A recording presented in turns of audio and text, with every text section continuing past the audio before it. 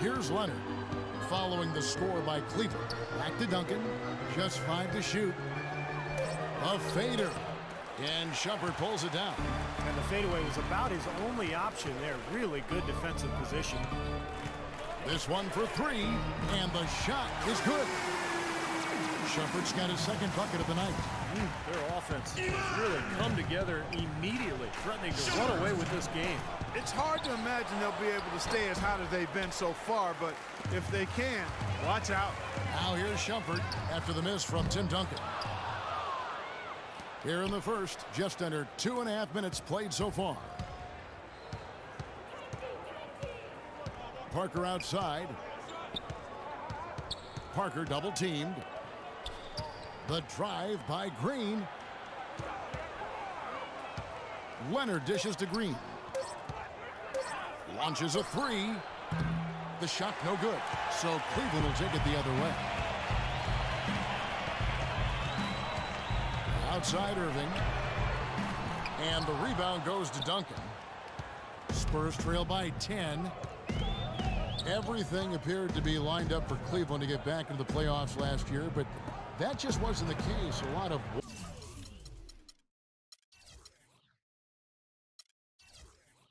what ifs for them last season. And with another top pick on the roster, Kevin, and a youthful team, they were a popular pick before the season to play postseason games, but they still needed some seasoning. And that one's good. What a start they've gotten off to. A big lead for them, and we're not even out of the first quarter yet. And it's not just their hot offense here. I mean, they're playing very strong defense too, guys. And now for Cleveland. They still have the youth to grow, but with LeBron on board, the sky for them is the limit. As are the expectations.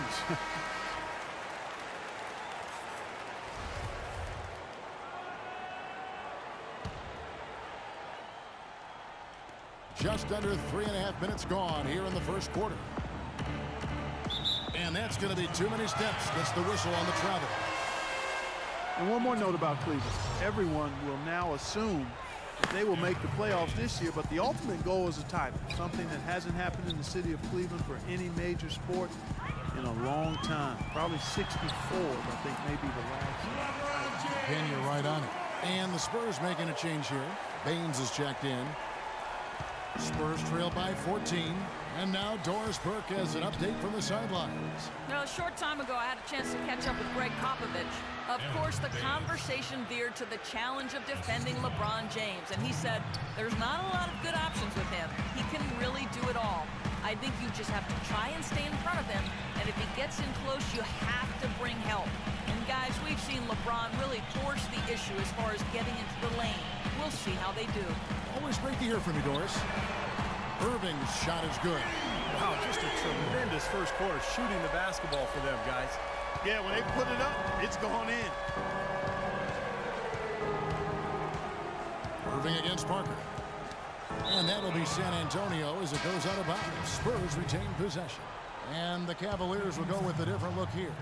Anderson Varejau's checked in for Mozgov. Thompson comes in for Kevin Love. Smith checked in for LeBron. And it's Matthew Dellavedova in for Shumpert. So San Antonio going with an almost entirely new group here. Boris Diaz checked in for Duncan. Pellinelli comes in for Kawhi Leonard. Manu Ginobili, he's checked in for Daniel Green. And it's Mills in for Parker. Once again, Manu Ginobili defied age and was a force off the bench for the Spurs. Just when you thought he was slowing down, he seemed to find new ways to score and contribute. And here is Ginobili after Anderson Varejao made that last three-pointer. Ginobili the pass to Diaz. Back to Ginobili. 6 on the shot clock. The Spurs need to get a shot off here. You know, he may lack grace, but his length makes up for it. He can still throw it down now. Well, you don't have to be a fantastic leaper when you're his size. Well, it's too bad because with a little more athleticism, can you imagine how dangerous he'd be underneath the boards? 7-second difference, shot and game clock. Boy, extremely opportunistic defense leading to those points there. That dunk, Clark, coming within seconds of the steal. Love the way they convert from defense to offense. But that's what happens when you get all 5 guys on a string defensively ready to react and make a play. Varejau's shot is good. And that's what's built them this early lead. Deadly shooting from behind the arc. Yeah, the D better start getting out there on them, Steve, and soon. And Diao kicks to Mills. Trying to answer back, but that three is off the mark. Smith for three. Drilled it just as the horn And sounds. Kevin, he had the eye of the tiger there. I mean, he was not going to pass that shot up. No well way. done. Big time shot in the clutch. No, he was dying for the chance to take that shot, no question. The first quarter concludes in a double-digit lead on the scoreboard. Cavaliers on top, leading by 17. And we'll be back with you for the start of the second quarter when we return. And welcome back. It's been all one-sided so far through the first quarter as our second quarter gets underway. And a chance for just a second to check out the scoring breakdown for the Cavaliers. Now, they didn't waste any time getting into a groove out there. They're dialed in from long range.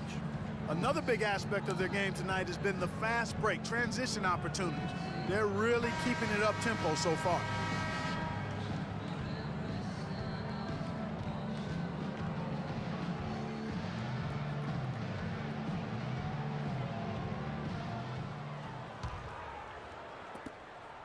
Spurs trail by 17. You know, one of the reasons the Spurs are able to stay near the top of the standings is that their play is consistent. They never seem to drop games that they're supposed to win, and that's true even when they're on the road. Thompson and Verja at the 4 and 5. Matthew Dellavedova is out there with Irving, and it's Smith in at the small forward. That's the 5 for Cleveland right now. Now, here is Smith. 17-point lead, their biggest. Just 5 on the clock. From outside the arc, another 3 for Cleveland. Well, the Spurs were incredible on the road last season. San Antonio, the best record on the road in the NBA by far. Well, they were the best team in the NBA by far, for the most part. I mean, there's nobody that's going to deny that. 30 wins was more than most teams would get at home. But as you mentioned, the Spurs just don't lose to lesser teams on the road, and that's a credit to everybody, the coaches, the players. They focus and lock in. They don't give away games most times. So timeout called here, the first for Cleveland. Well, going into last season, Thiago Splitter accepting a 4-year, $36 million extension, Steve, from the Spurs. A lot of people question the value of that contract, but Splitter more than earned it with his play throughout the regular season and in the playoffs. He's versatile, he can pass, he can defend, and even though his numbers were down a little bit last year, he made tremendous impact just in terms of their interior play. And it's a completely new group on the floor for the Cavaliers. Spurs trail by 18. The drive by Green. Splitter, that's good. Splitter's got 4 points this quarter. Second quarter of action, about a minute and a half played. And Splitter clearly, when you look at him offensively, is not a floor spacer. He's a guy who's going to finish inside. He's going to set solid screens. Even though he plays close to the basket, his field goal percentage dropped by almost 10% over the last couple of seasons. He was once superb in that area.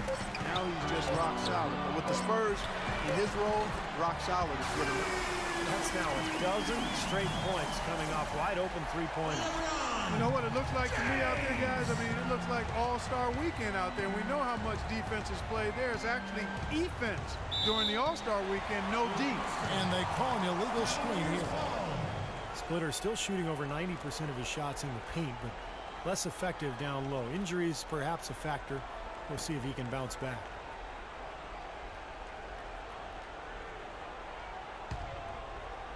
Here is Miller.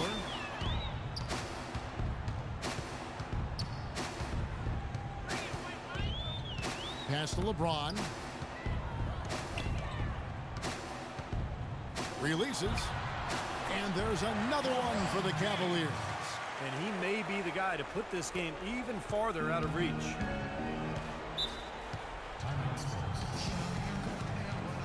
San Antonio calls timeout.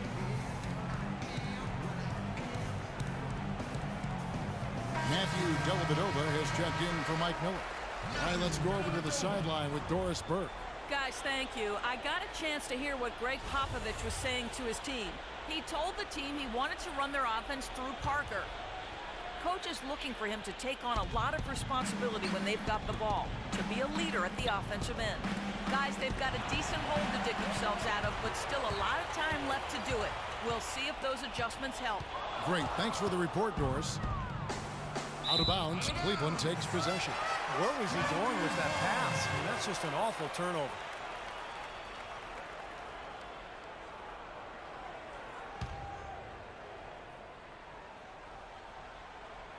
Here in the second quarter, we've played a little over 2.5 minutes now.